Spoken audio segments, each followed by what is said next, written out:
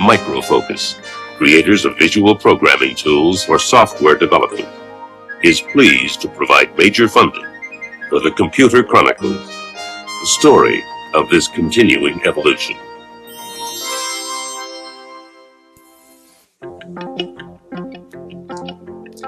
Gary, what I have here is a ROM chip in this cartridge, and I'm going to take this ROM chip and stick it inside this machine and load it in there and press a couple of buttons, and if everything works according to plan,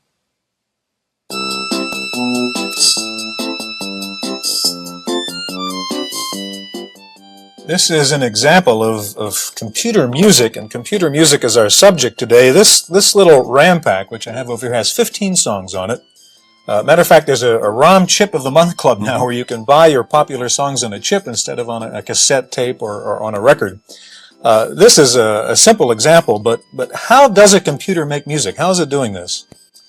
Well, as you're aware, Stewart, this is a very special device. It's not a general-purpose computer. But most of the home computers that are available now, like the Commodore 64 or the IBM Personal Computer, have special hardware for sound generation or tone generation. And what you do is you write a program in BASIC or Logo or one of those languages, if you like, and then you can produce tones, series of tones, and certain frequency and duration. And I understand there are also some software packages coming about that are like word processing packages, only as for music processing or score processing. And it's going to be interesting today, I think, because we'll have some real experts that will tell us all about it. Indeed we will. We'll be meeting Will Harvey, the author of Music Instruction Set. We'll see a demonstration of the Alpha Centauri music system. And there are two major centers for computer music in the country, one here in Northern California at Stanford. We'll be meeting the director of the Stanford Center later on in the program. First, let's go across the country to Cambridge, Massachusetts, and a visit to MIT's Experimental Music Studio.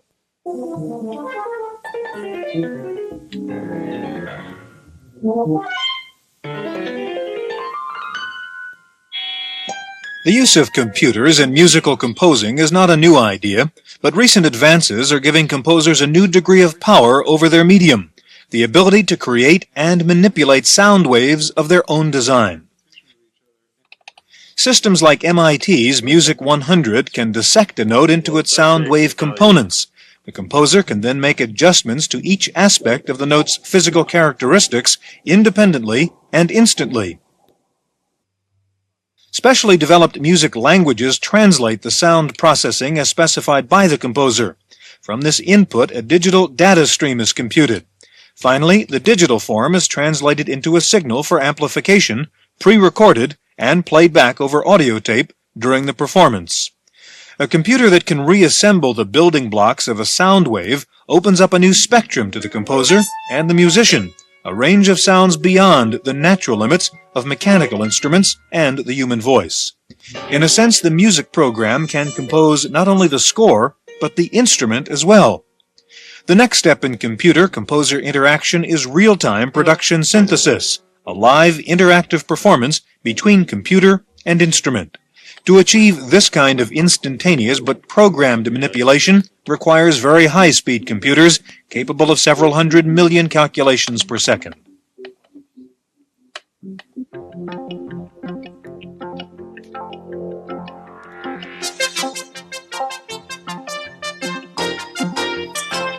Okay, joining us now is Will Harvey.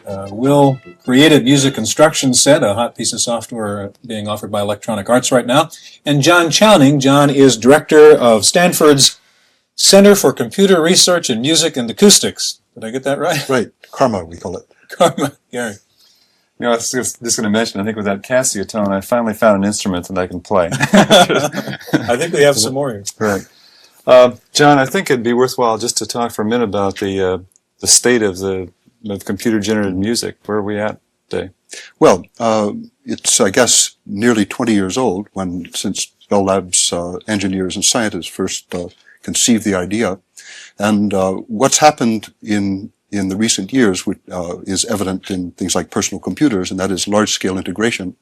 And what that means specifically as far as computer music is concerned is that we're getting more and more power in smaller and smaller units, which means that what was once in the lab now can be put in concert hall or into smaller environments. Some purists, John, and maybe Will, you could talk from your end on this too, think that computers and music is somehow wrong and somehow depersonalizing composition and creativity. What role really does the computer play in computer music, John? Well, a computer, of course, being based upon programming languages, is really an access, I think, to a mode of thought or a body of thought that really represents, I guess, tens of thousands of man-years of thought about thought. And I think that's the significant difference between computers and music and electronic musical instruments of the preceding years. That is, as soon as a computer language is involved, one has access to a degree of power and generality, which was certainly not the case in ordinary electronic musical instruments. I mean, look what Will's done here with a personal computer and a programming language and a considerable amount of imagination. So it really doesn't depersonalize music, I think, but rather maybe humanizes computers, I guess I would. Do you think it helps with the composition process of just composing music to be Of able course. to have that interactive? Sure. nature? I think a programming language is such an enormously rich resource that it must, at any level, enhance the compositional process. Will, you guys are different ends a bit. John is working at Stanford with a big mini and a complex operation, and you're selling a $40 software. From your end, how do you see computers and music meshing? I mean, how did you get involved in this combination? I think computers are a way that people can be introduced to music. And with this program, what we tried to do is allow a person who doesn't know anything about music and who might be intimidated even by it to go out and to fool around with music already created or to create his own and be able to do everything just with a joystick. Maybe you can show us a little bit about how a music instruction set works. Okay, well basically you're moving around with the joystick a little hand, and that hand represents your hand. So in order to create music, what you do is you move your hand around and you pick up notes and you set them on the staff, which you see there. After you get the notes set up on the staff, you can move to one of these little pictures here, and the pictures do things. For instance, if you want to play the music, you go to the little piano, which is there. Or if you want to go to the home position, which is at the beginning of the song, you go to the little home and press the button. I've got a piece here that is included with the product, and so I'll move the hand down to the piano and press the button, and it'll play through the piece.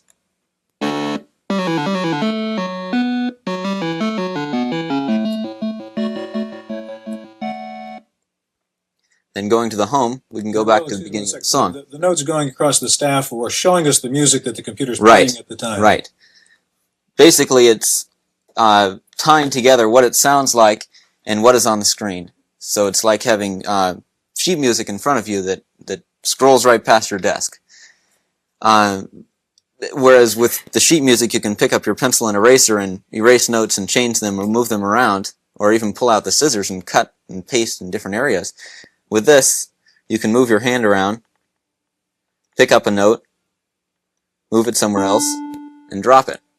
If you want to sharpen a note, you just pick up... And what you did is press the button to hear what the note on that particular place sounds like. Right. Actually, I dropped the note, which actually changed the music that's in there right now, so if I played this, it wouldn't sound very pretty. It also tells me what that note sounds like. So if I were composing music, for instance, or just wanted to know where it was, I could tune my ear. Certainly makes learning about music a lot more fun. A lot of fun. You can start out, instead of having to learn to play an instrument, you have to learn to use a joystick, which isn't all that difficult. But you can start out by taking Mozart or Bach and then fooling around with it and changing notes and seeing what it sounds like. What's your experience with people that are first playing around with this? Do they like to learn about music because of this interaction? The first thing whenever they see a new computer program is to be overly cautious. So they'll move around the hand and be very careful not to move a note too far, this or that. But it doesn't take too long, maybe 5 or 10 minutes, before they realize, hey, this is fun. I'm not going to kill myself if I do something wrong. Will, you said this program is for people who don't know too much about music, but yet you said you've got to take a note and place it on the staff, and a person who doesn't know much about music doesn't really know how to do that, does he? Well, as far as moving a note around, the instruction manual tells you what the staff is and some of the basic music notations. you are required to be able to move around notes, move around the hand, pick up and drop notes, but you don't have to know if this is an A or a B or a C sharp or what. For instance, I can point to this position here. I'm pointing to that note, and I could say, well, what am I pointing to right now? Press P. And it plays the note. It says I'm on D. And it also says down here, you're sitting on note D. So it correlates the position on the staff of a note, the sound of the note, and the letter name of the note, which is a novel idea. Mm-hmm. John, briefly, how would that compare with the kinds of things you're doing at Stanford? Well, let's see. We assume, for example, in our environment that these abstract symbols notation have already been learned. I mean, our activity is really centered around musicians who have studied for some considerable time, and engineers and psychoacousticians, for example.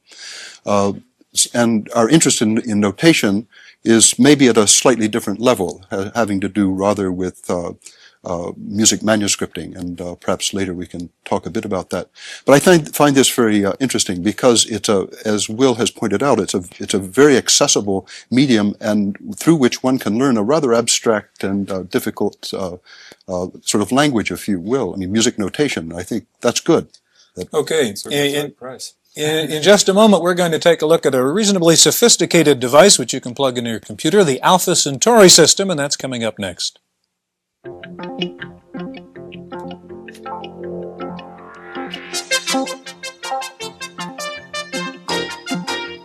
With us now is Ellen Laffam. Ellen is president and co-founder of Centauri Corporation, the people who make the Alpha Centauri computer music system. Gary? Ellen, what you have here seems to be somewhat different from Will's previous demonstration. How does what you're doing differ from the music instruction set?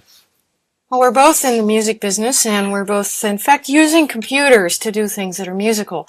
The key concept behind Centauri and what we do with music, simply music, is turn it into a musical instrument, a live musical instrument that you can play, you can listen to, you can transform sounds with, you can design sound, you can compose, and you can even learn keyboard. So what I actually can show you today is a program we call Simply Music.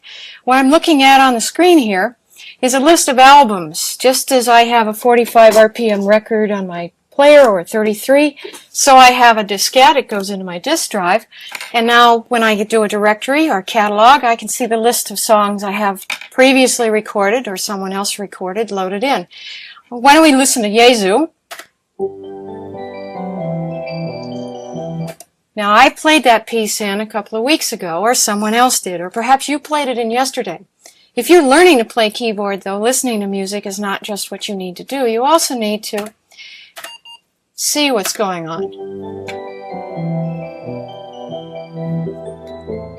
So we're using the power of the computer now to give you a keyboard instrument that you can play and listen to, give you a video screen that shows you the music you're playing, and if you don't know how to read music, I will help you even further. I can load in a display of the keyboard itself, so that when I play back Jesu, I can see the parts that were played.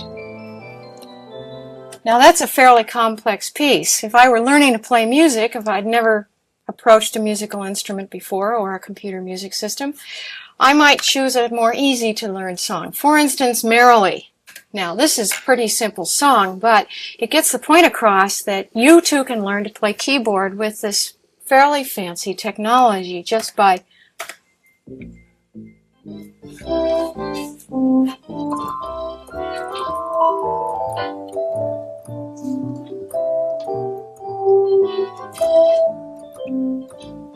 That sounds like segue music, Ellen, and I'm going to take advantage of that music to turn to John for a second. And John, one thing, of course, you're dealing with a computer so large we couldn't bring it here in the studio at your Stanford location. One thing you're involved in is music notation. I think you have an example of that in front of you. Show us what that is. It's an extension of the same idea, and I guess demonstrates what one can do with an enormous amount of effort and over a large number of years. This is a program that was developed by Leland Smith, also on the music faculty, who over a 10-year period has refined the music manuscripting program, which allows one to use a standard printer plotter to output music in large scale, and it's photo reduced for to become publishable quality. Well, the advantages are that his program automatically finds, does part extraction, finds page turns, and of course eliminates all the problems of error making in music publishing. So it's a contribution of considerable importance, I think, in the music industry. The same basic ideas, but reaching a very high degree of refinement. John, okay, you've brought with you an audio tape from your system at Stanford. We're going to play that tape right now, and if you can put on the headset so that you can hear it as we play it, and tell us what's going on in this audio tape. Okay, this is an example of high quality vocal synthesis using frequency modulation synthesis. It took me about 6 months to find the little cues to naturalness that seem to be so very often lacking in most electronic music synthesis. Now, having worked out this algorithm, we can play the next example and hear an extension of nature into a slightly unreal domain. For example, I've modeled now the human voice, but of a very, very large man. So it's deeper than any real human being could sing, as if he had a 6-foot chest, I guess, and a 3-foot neck. So the vocal resonances are greatly amplified because we have this independent control over the dimensions of sound in its abstract form. Now, one of the most important things about synthesis, and which will accrue to devices as such as this and the things that little synthesis algorithm that Will was using, has to do with using the technology in such a way that we have a very clear sense of what's natural sounding. The next example demonstrates first just a pure tone, which we'll hear, which is the pitch of what will become a sung vocal tone. Then, in a few seconds, we add all the harmonics or information that would be present in a real sung tone.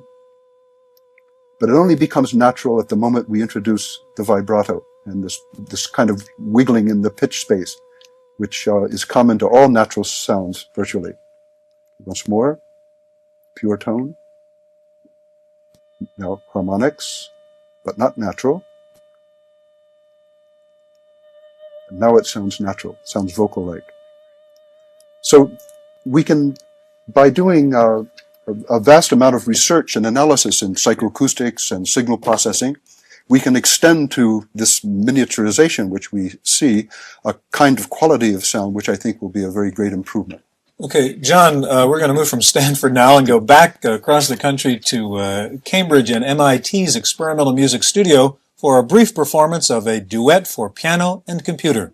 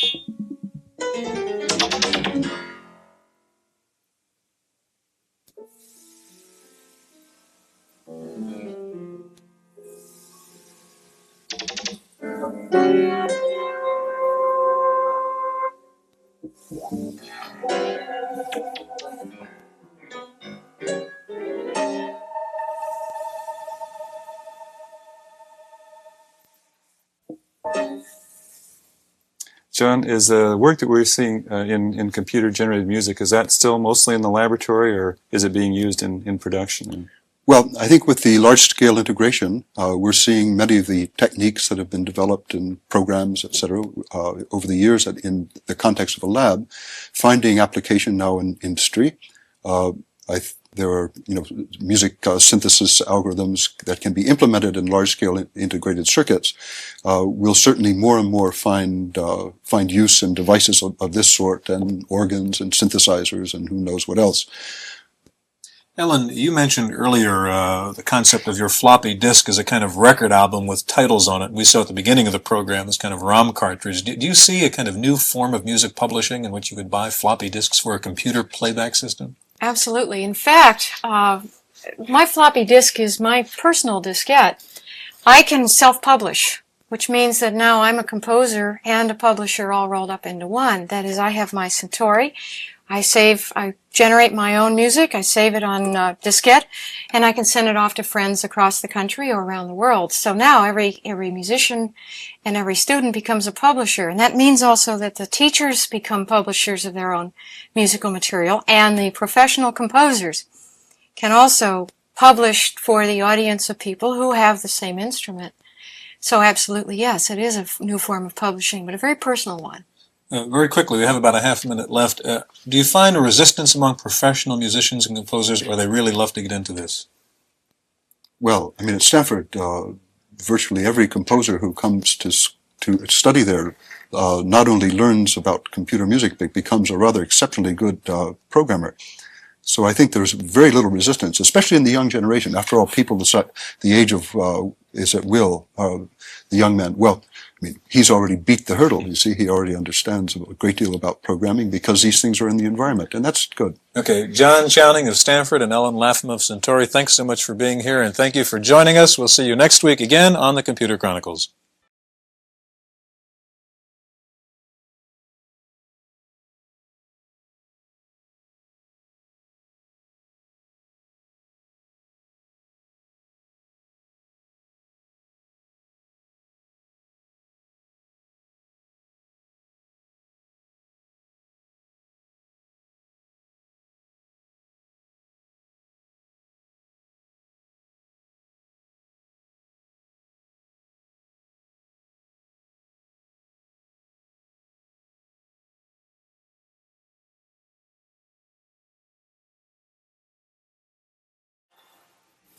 Microfocus, creators of visual programming tools for software development, is pleased to provide major funding for the Computer Chronicles, the story of this continuing evolution.